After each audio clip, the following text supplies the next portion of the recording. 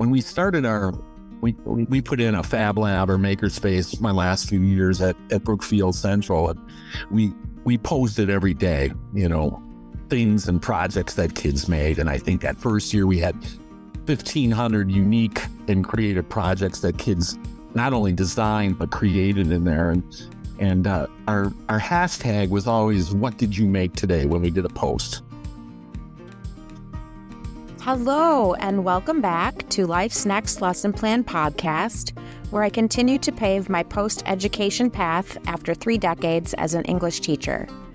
On today's episode, I chat with Tom Juran, who taught design, photography, shop classes, and yearbook for 39 years. Mr. Juran shares how he embraces purposeful living, gives back to his community, and lives a life with purpose as an entrepreneur on his own terms. If you're new to the podcast, let me just briefly explain its structure. Twice a month, I have solo episodes, and twice a month, I have a guest with me so that we can learn together. Our episodes are typically structured like the classroom. First, we talk a little bit about getting to know each other, and then we preface the lesson for the day and include some learning. And then there will always be some action steps for you to engage with the lesson and some links in the show notes. So with that said, let's get to today's guest. So today I'm happy to welcome Mr. Tom Juran, who will in just a minute give you a little bit of background on himself. I'm trying to remember, he might know better the year that we met, but I definitely know that we met because of our journalism backgrounds. And it was definitely through KEMPA, the Kettle Moraine Press Association, which is an organization for schools and advisors who are doing journalism. It's Wisconsin and Illinois organization. And with both of us teaching yearbook, we definitely were at some conventions together. And our history goes back through journalism. But as far as his particular background, I'll let him talk a little bit about how long he taught and what he taught and all of those good things. So welcome, Tom Juran, to the podcast. Well, Rachel, thanks for having me. Don't ask me about years and how long ago, but it seems like just yesterday. But yeah, we were on the board together for KEMPA. And I did that for quite a few years, as did you.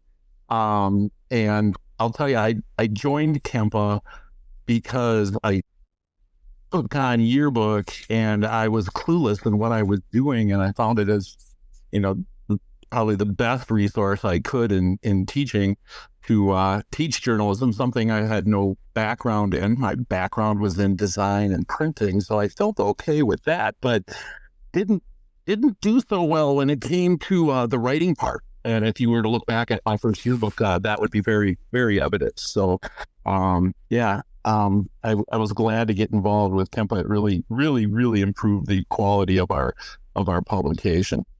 So it's been a while, but I think I've done 25 books, maybe 24. I'm not sure. Oh, wow. Yeah. I was going to ask, did you start teaching yearbook when you were first a teacher, or did that come later? No, when I first started teaching, it was back in the 1900s, but I think it was 1983, and I was teaching graphic arts and printing down in Woodstock, Illinois. So my background was in print, worked for book publishers, so I understood how this book is printed, but beyond maybe designing a cover or a few of those types of things, I didn't have any of that journalism background. So the yearbook program at Brookfield Central was kind of tossed back and forth from advisor to advisor to advisor for quite a few years. I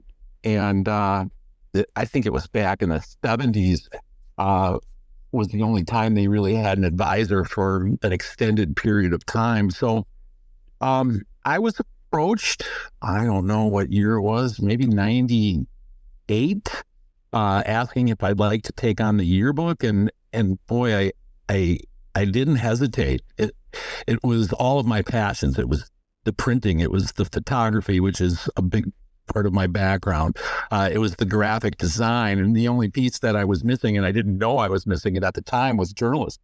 And Kempa helped fill in that hole. So we ran that program as a extracurricular activity, which is difficult. For anyone who's done it knows that accountability for kids and whatever, when you don't have them in the classroom, there's literally no time to teach. It's just do.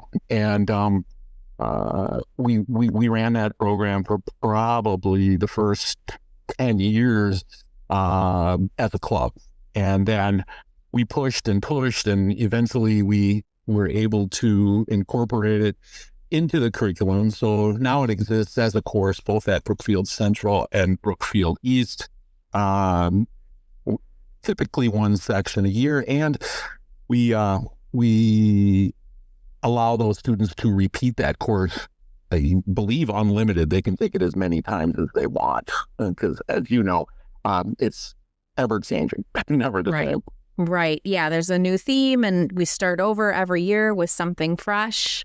And you did that all the way up to retirement, correct? I did. Okay. The final year, I turned it over to the new advisor, and we co-advised.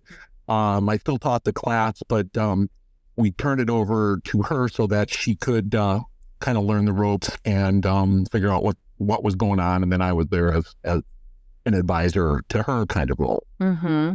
And along with teaching yearbook, what were some of the other classes that you taught?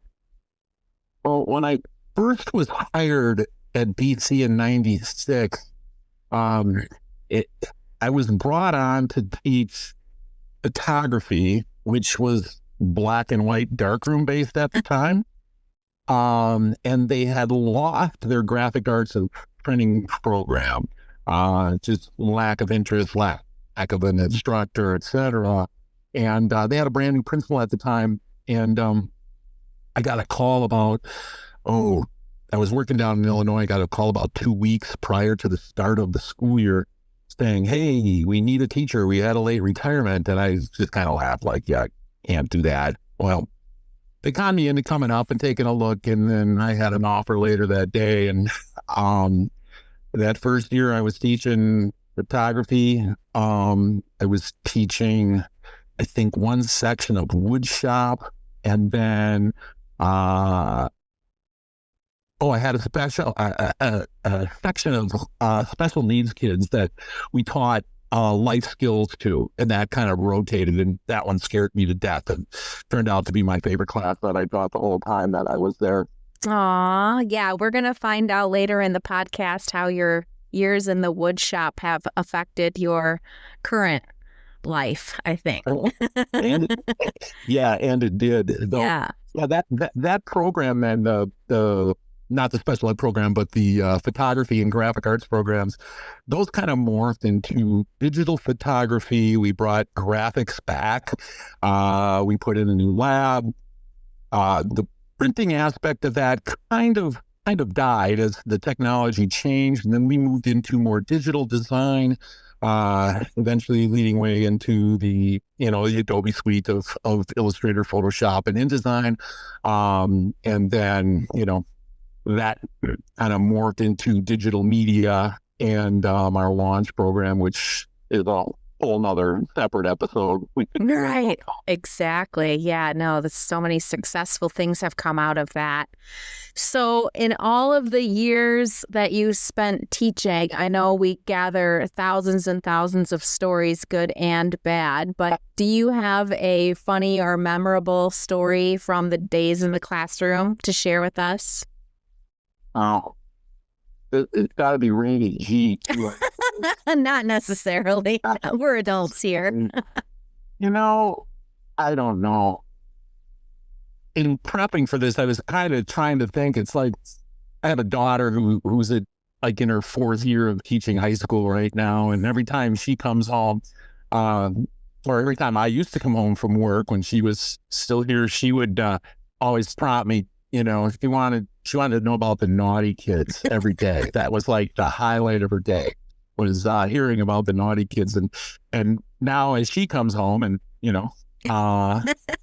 and we talk, that's always my question to her. And she's more than willing to share some of those stories. And it's just funny to hear her, sharing those kinds of stories. And I've encouraged her to do something I never did and should have, and that is write them down, document them. You will have the funniest journal, book, whatever you want to call it, when you get done teaching, because people won't believe half the stuff that happens in a classroom. Yeah, I think we say on a daily basis, you can't make this stuff up. No.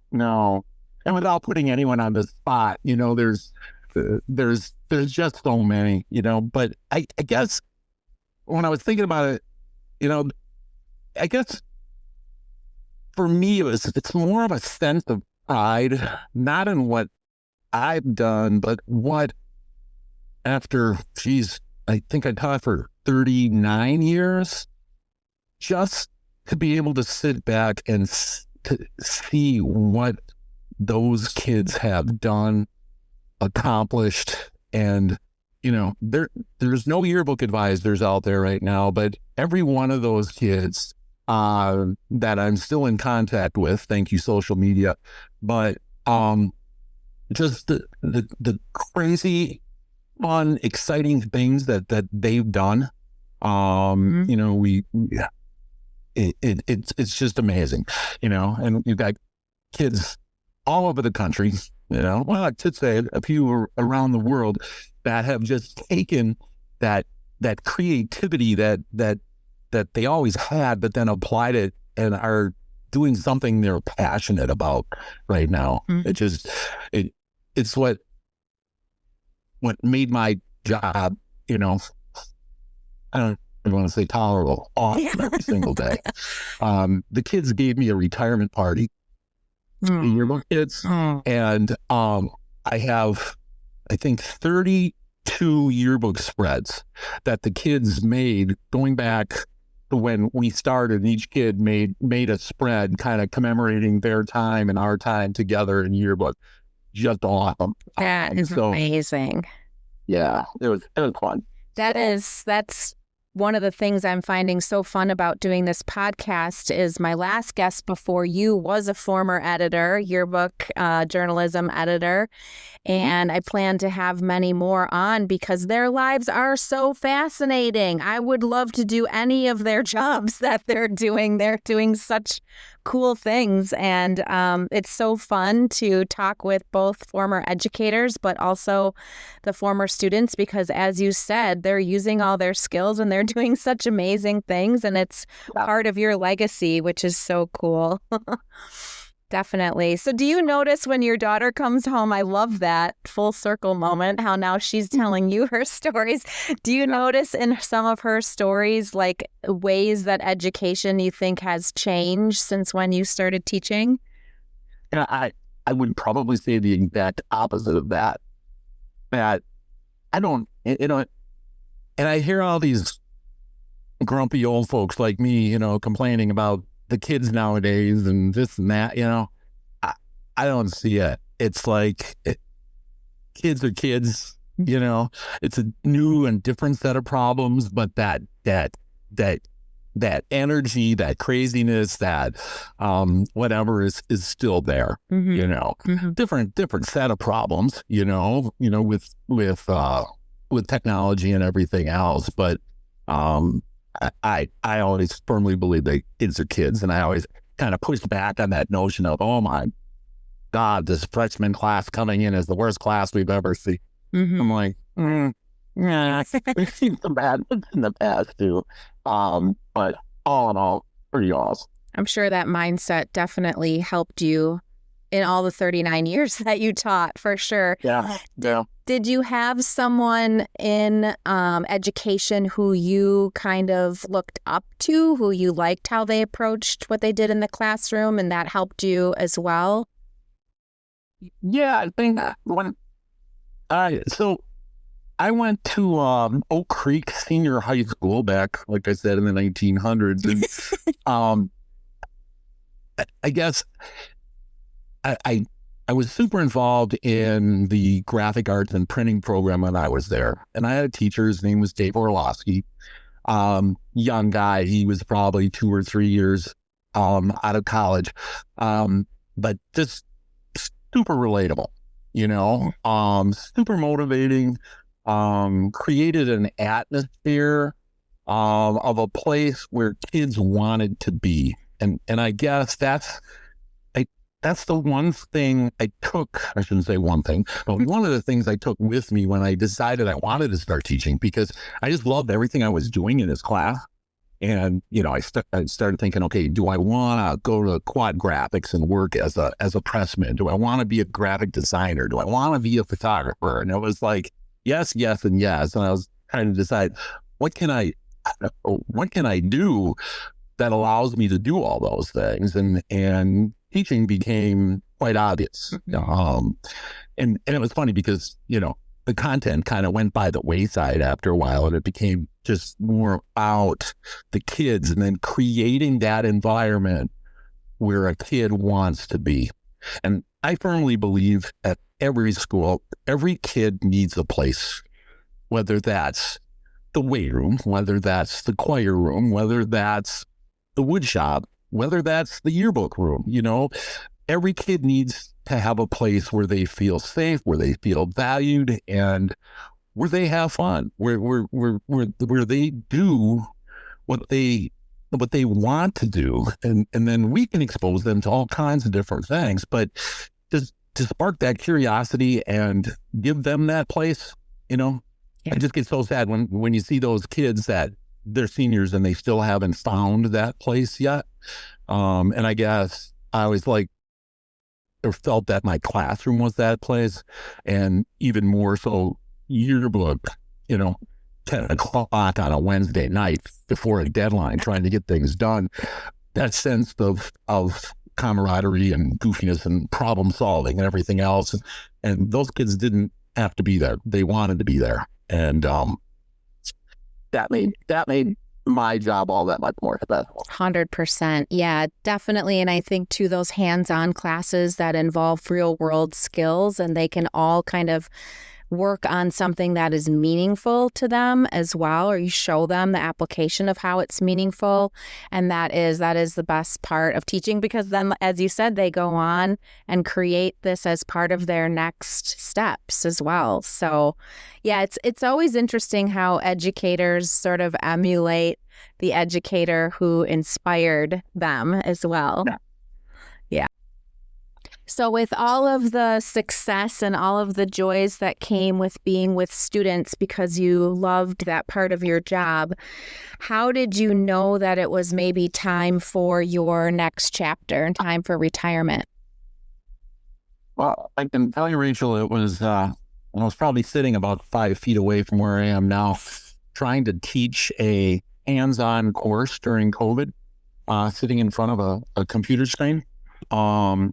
And I guess really made me realize that that's not me. That's not education. That's not the way I want to continue. And it also made me realize the importance of family and the importance of, time, right? And I love teaching. I would have done it for the next 200 years if I could fit in everything else that I wanted to do in life, So kind of made the decision during COVID that, I was gonna finish up in the next few years. If we would have been virtual for, another 6 months, I probably would have finished that year. But decided it was time to move on and to try something new and start checking things off those proverbial bucket lists that I think we all develop our entire lives, of all these things that we want to do. So I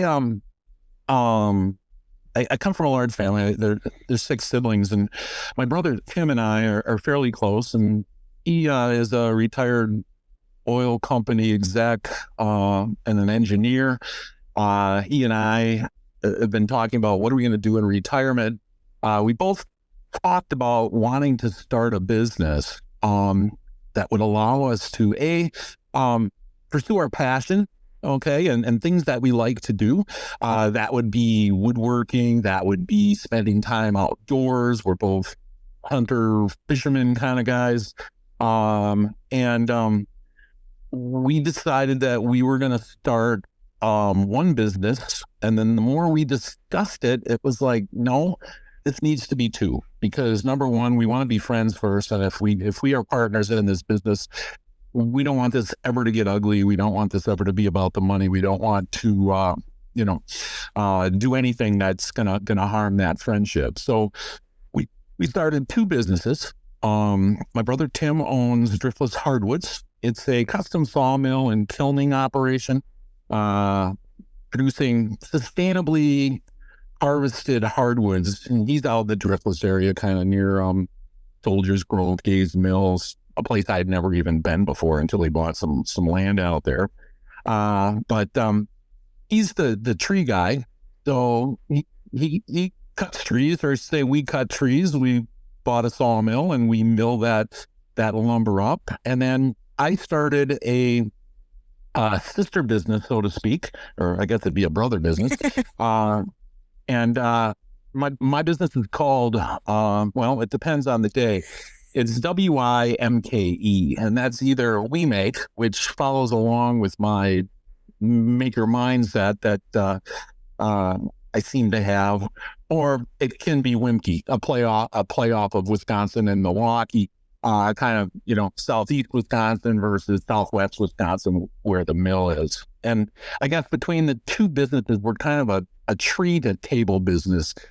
Tim's business cuts the lumber, dries the lumber, and then I sell his lumber for him. But then I also convert. So I'm building furniture, large format tables, some with epoxy work in it, live edge shelving, just a lot of large format rather than a piece of furniture that's glued up out of 100 different pieces.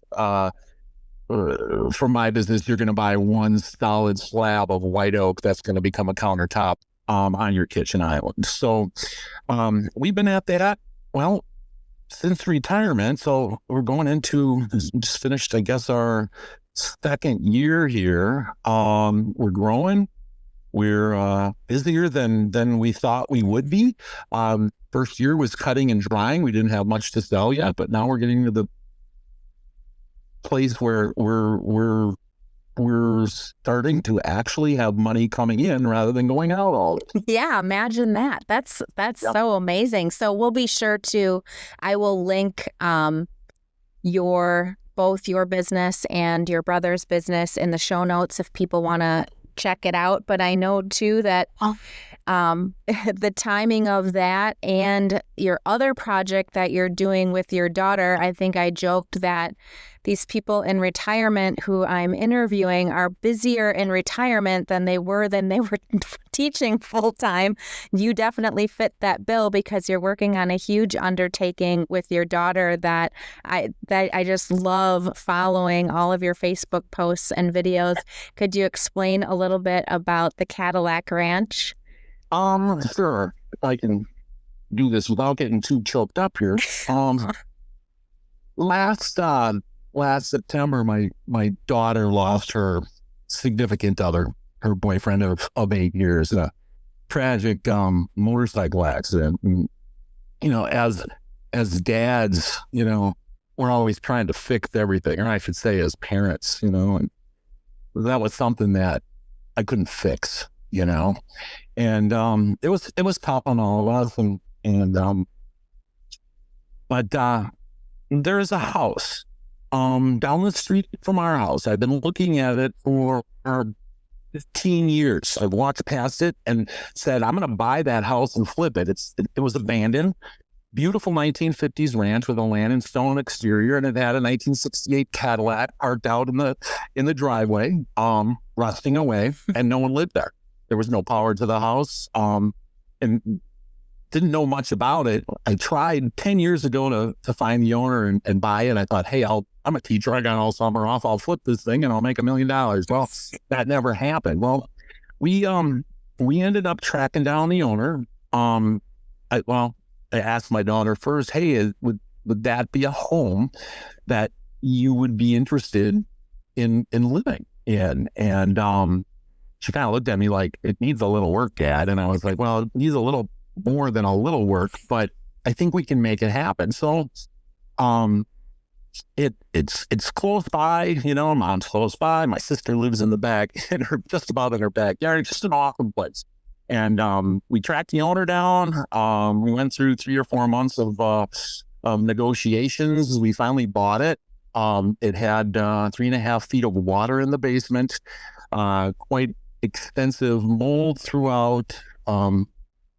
And I thought I was crazy. And now we're finishing up drywall, and it's starting to come together, and it's been an awesome project. So, her being a teacher, we spent all summer together working side by side, gutting it and rebuilding it, and we're having a great time.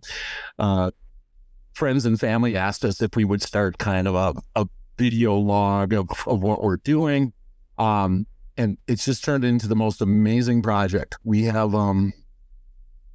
had over 25 volunteers that have shown up. Friends, family, former colleagues. It's just been amazing. You go to a celebration of life, and everyone's always like, what can we do? What can we do? What can we do? And, there's only so many cupcakes and pans of lasagna that a family can eat. And, in this case, it's just amazing because everyone has stepped up to help out my daughter. We've had people that have given us weeks worth of rotten, horrible work. I mean, filling dumpsters and tearing out moldy drywall. And, a number of my former tech ed colleagues have been there for weeks and weeks and weeks helping. One guy who works for Habitat for Humanity brought his whole crew over 2 weeks ago and drywalled the entire place in a weekend. It's just been amazing. So that's kept me out of my shop a little bit, and a little bit busier than I thought I was gonna be, but it's a good busy, and Absolutely. Mm-hmm. And, as you mentioned earlier, one of the reasons you wanted more time and left teaching was to have time with family. And what better bonding experience for you and your daughter? And it's brought other people back into your life. Like you said, I absolutely every day look forward to logging on to Facebook and seeing the videos. Also, you have an adorable new puppy who gets to visit the ranch along with the older brother, I think it is, little golden retriever. Yeah, they're so cute. So I look forward to that and just the progress that you guys are making. And you go on shopping trips to IKEA, and you can kind of see her decor ideas that she's picking out. I remember too, there was a day, it was the drywalling. You guys were getting ready to drywall, and you were like, anybody who wants to learn drywalling? And I was like, dang it, I wish I wasn't at work because I would love to learn how to drywall. I would so drive down there and learn how to drywall. I think that's so cool that you're like welcoming anybody who wants to come help. And it's just like a village, right? Like a whole village helping you. It is. Taylor's got a list of I think 10 people that maybe didn't feel like they could, drain water out of the basement or scrub moldy basement walls, but are more than willing to come in now and help paint. So it's been awesome. And I'll be honest, if it was the two of us working on this thing, this would have been a 3-year project. And we've been able to turn this thing around in what? I'm hoping to be done in 6 months. Wow, that is so, it's just such a great story. It's obviously such a tragic event that brought it on. And as you said, like it's such a positive, heartwarming way to turn that into a little bit of a silver lining if you can, and bring other people who want to help, who want to, give back and be part of it. I can't wait to share the link with the listeners of where they can find you and where they can watch this project. Because when it gets to the end, it's going to be absolutely unrecognizable to what it was. It was probably one of the worst houses I had ever seen, like just like what you're saying in the basement. Like, how are they going to fix that? Oh my gosh. Yeah. It's such a great legacy too for your daughter to have, and all that time with you as well. So we have a little bit more of an unconventional, I think, lesson today. I think the lesson is more so just like, it's almost things that just naturally, organically sort of fall into your lap based on your interests, right? You had the interests in, your maker mindset, sort of using your hands and turning that into an entrepreneurial kind of venture, and now a family sort of venture with your daughter. When you think about like other people as they venture into this sort of threshold of leaving the classroom into life after the classroom, do you have any sort of advice that you would give for how to make that decision? I would, and I guess I wouldn't. It'd be more of an encouragement. And you were so spot on that all these retirees say, "Oh my gosh, I'm 10 times more busy now than I ever was in the classroom." And to be honest, I couldn't imagine being more busy than to be a teacher and be advising yearbook and or coaching or you're putting 60 plus hours in a week and, summer vacation, like what day goes by when you're not thinking or doing something for your curriculum. So, but two of the things that as I was thinking about, our lesson and moving into retirement for folks would be basically those two things that we talked about. One is, that maker mindset. When we started we put in a Fab Lab or Makerspace my last few years at Brookfield Central, and we posted every day, things and projects that kids made. And I think that first year we had 1,500 unique and creative projects that kids not only designed but created in there. And our hashtag was always, "What did you make today?" when we did a post. And I guess I use that is, what did I make today or what did I accomplish today? Because if I don't know, if all I did was watch TikToks all day, which, could happen. But I don't feel like I'm fulfilled, like what did I get done today? Not that there's anything wrong with downtime or whatever, but, what did you accomplish? So, the nice thing about retirement is, you don't have to. You can choose what you want to do and when you want to do it, which is awesome. So I would highly recommend it for anyone who's considering it. But not being on a schedule is the only thing, or being in control of your own schedule is awesome. So I would just keep that hashtag in mind on that one. What did you make today? And, some people think of I'm remodeling a house. Okay, I'm making a home. Well, it doesn't have to be that. Maker mindset is, can be anything. Be a piece of furniture. It could be carving a bird. It could be making a yearbook spread. It could be writing a dang poem. Creating a photograph. What did you make today? And I just find such a sense of accomplishment in that. I remember you sharing like summer reading lists that you used to have, and then I don't know if it was you, but in the stack of books that's there, there's a sense of accomplishment in that, so that'd be my number one thing. Yeah. What did you make today? I love that. Yeah. Yeah. And then the other one is this sense of volunteerism, and paying it forward. And that's something I never really even thought about, but some of the folks that have showed up at the house, reminded me of, hey, remember when you were over and you helped me tile my bathroom or this or that. I think of even the kids in high school. I think our biggest club at Brookfield Central, well, it used to be Key Club, and it's all about volunteering. My daughter advises the Chase Club, which is the same thing, and it's volunteering. And just that's, we did a stint I don't know, last year down at the Hunger Task Force, and those kids just got so much out of it. It was just awesome. So, how do you want to spend your time volunteering?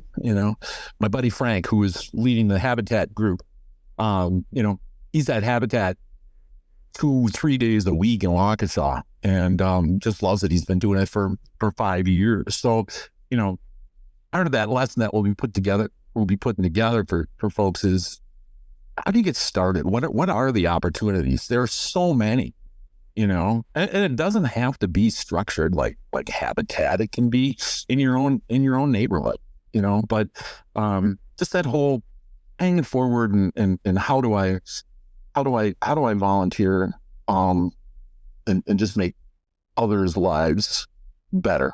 Yeah, I love how you framed actually both those things as sort of the overarching, like, what can I make or create? And again, that might be a garden, right, for someone. Oh, absolutely. Yeah, they've always wanted to take up painting or, something as simple as that. And then just thinking about like how I can spend my time giving back or paying it forward or helping others. Even, I wouldn't have the skills, obviously, to do what you're doing, but I'd love to jump in. And like you said, people are helping paint, or you have a neighbor lady down the road who needs help pulling her weeds, you notice, or something.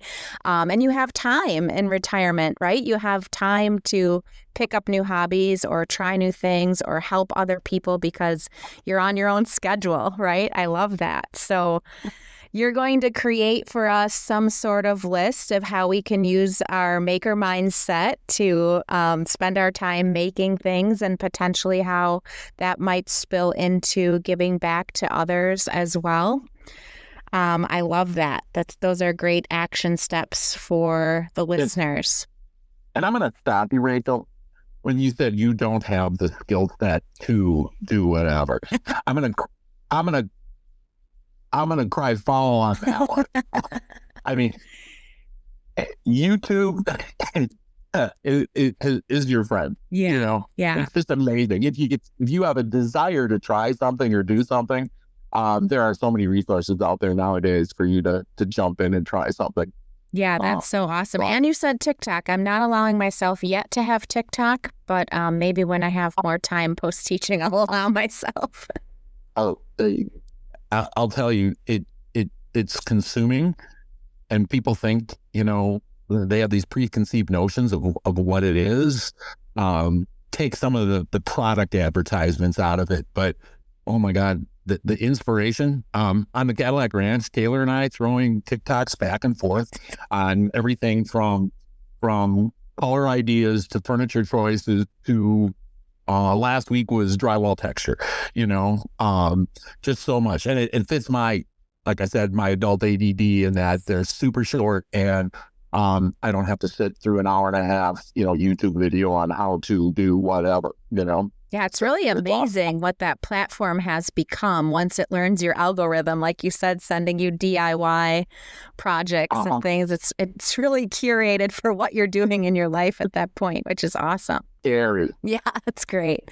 Well, we really appreciate you being on the show today, and I'm sure the listeners are looking forward to what you're going to put together for them. And I'm just so happy that you found a sliver of time with all the things that you have going on. We'll make sure to, again, link in the show notes how people can learn more about your businesses and if they want to follow you at the Cadillac Ranch.